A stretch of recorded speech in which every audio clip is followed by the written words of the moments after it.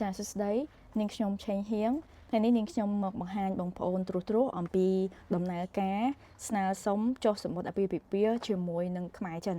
ដែលដំណើរការដំបូងនោះគឺមិនថាភាគីបុរសឬមួយក៏ជាភាគីស្ត្រីទេដែលចង់រៀបការហ្នឹងគឺត្រូវតែបញ្ជាក់ភាពនៅលាវពីភូមិឃុំរបស់ខ្លួនរស់នៅចាបន្ទាប់មកទៀតគឺត្រូវ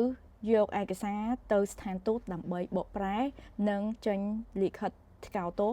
ចេញពីទូតមកវិញបន្តមកទៀតបងប្អូនត្រូវចូលសម្ភាសនៅក្រសួងការបរទេសពីមួយដំណាក់កាលទៅមួយដំណាក់កាលគឺត្រូវការពេលវេលាយ៉ាងតិចក៏2សប្តាហ៍ឡើងទៅនិយាយរួមគឺរយៈពេលនៃថ្ងៃធ្វើការ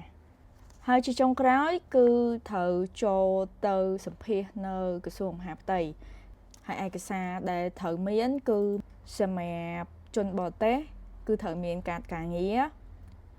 ចាសម្បត្តិឆែកសុខភាពដែលទទួលស្គាល់ដោយក្រសួងសុខាភិបាលហើយនឹងលិខិតព្រមព្រៀងបញ្ជាក់ថារៀបការដោយមិនមានការបង្ខិតបង្ខំគឺ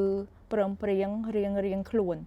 ហើយក៏មានឯកសារជាច្រើនទៀតដែលត្រូវអមជាមួយផងដែរអាចនិយាយបានថាឯកសារគឺមានភាពសាមញ្ញខ្លះដែរចំពោះនាងខ្ញុំផ្ទាល់គឺមានបទពិសោធន៍ស្រាប់សម្រាប់ការចូលសម្ភាសនឹងហើយនាងខ្ញុំក៏ទទួលបានសម្បត្តិអាពាហ៍ពិពាហ៍រួចហើយដែរបងដែលគាត់មានបំណងរត់ឯកសារច្បាប់ការខ្មែរចិនអាចធ្វើការតំណែងមកនាងខ្ញុំបាននាងខ្ញុំមានសេវារត់ឯកសារច្បាប់ការនិងរៀបចំពេលវេលាឲ្យបងប្អូនចូលសម្ភាសដោយមិនចាំបាច់ចំណាយពេលយូរសម្រាប់អ្នកដែលគាត់ចាប់អារម្មណ៍ចង់ស្នើសុំសម្បត្តិអាពាហ៍ពិពាហ៍ហ្នឹងអាចធ្វើការតំណែងមក QR Telegram ដែលមាននៅលើអេក្រង់នេះ